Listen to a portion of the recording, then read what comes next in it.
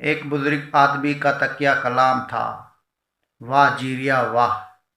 ایک دن کسی نے پوچھا، جناب کیا اس بات کا کوئی خاص مطلب ہے؟ کہنے لگے، ہاں، ساری بہاریں اس چیری کی بدولت ہے۔ کیا مطلب؟ تب انہوں نے بتایا، میری بیوی مجھے ناپسند کرتی تھی، شادی اس کی مرضی کے مطابق نہیں ہوئی تھی، ہم رسم کے مطابق اس کے میکے جا رہے تھے اور میں پہلی بار اس کے ساتھ اکیلا سفر کر رہا تھا۔ میں کنویں سے پانی لینے کے لیے جھکا تو اس نے مجھے دھکا دے دیا اور خود پیدل سفر کرتی رہی۔ اللہ کی قدرت سے مجھے زیادہ چوٹیں نہیں آئی اور میں کسی طرح کوشش کر کے کنویں سے باہر آ گیا۔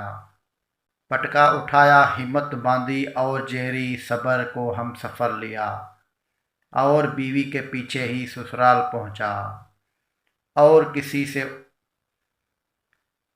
کسی سے اس واقعے کا ذکر نہ کیا۔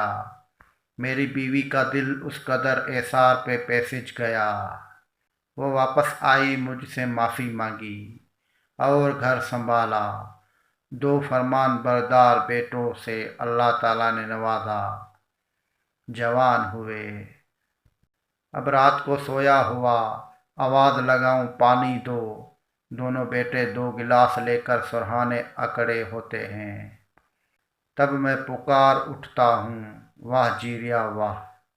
میرا دل کرتا ہے اس کے نعرے لگاؤں اور سب کو بتاؤں کہ جو جر گیا وہ تر گیا۔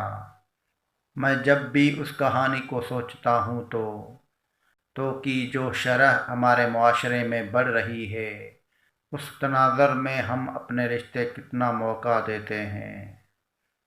جائز کاموں میں سب سے زیادہ ناپسندیدہ عمل ہے۔